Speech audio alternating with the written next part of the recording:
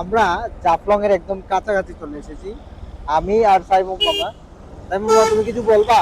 হ্যাঁ, আমার তো বলার অনেক কিছু আছিল, কিন্তু ড্রাইভিং তো সব বলা যায় না। তারপরও ফাঁকে ফাঁকে যতটুকু বলো, যা মনে আছে বলতেছি। বলো। না না, সে তো ঠিক আছে। আমার তো এদিক সেদিক চতুর্দিক খেয়াল রাখতে হয়, সামন পিছন সাইডও খেয়াল রাখতে হয়। ওকে ওকে, ঠিক আছে, তাহলে তুমি খেয়াল করে হ্যাঁ, চালাও না আর না, আমি কোনো কথা সমস্যা, বলি। তারপরেও কথা বলতে তো পারবো। জাফলং আমাদের আসা কিন্তু নতুন না, রেগুলারই আসি।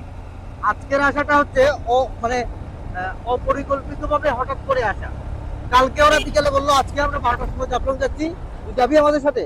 আমি বললাম আমি তো বাইক নিয়ে যেতে পারবো না, আমি যদি কেউ মানে পিলিয়ন হিসেবে যদি তোমরা কেউ আমাকে নাও তাইলে আমি আছি। ওরা বললো ঠিক আছে, তাইলে তুই আয়, তুই আমার পিলিয়ন হবি। সেটা আমাকে বললো সাইমুম।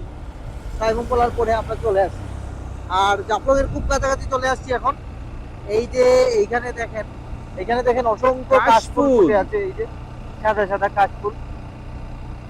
তো এখন শরতের শেষ, তো হেমন্তকাল চলতেছে।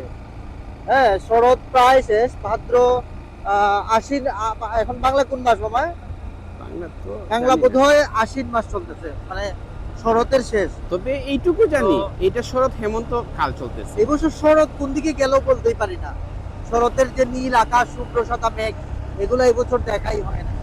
আর যে বিজি, দেখবো কেমনে?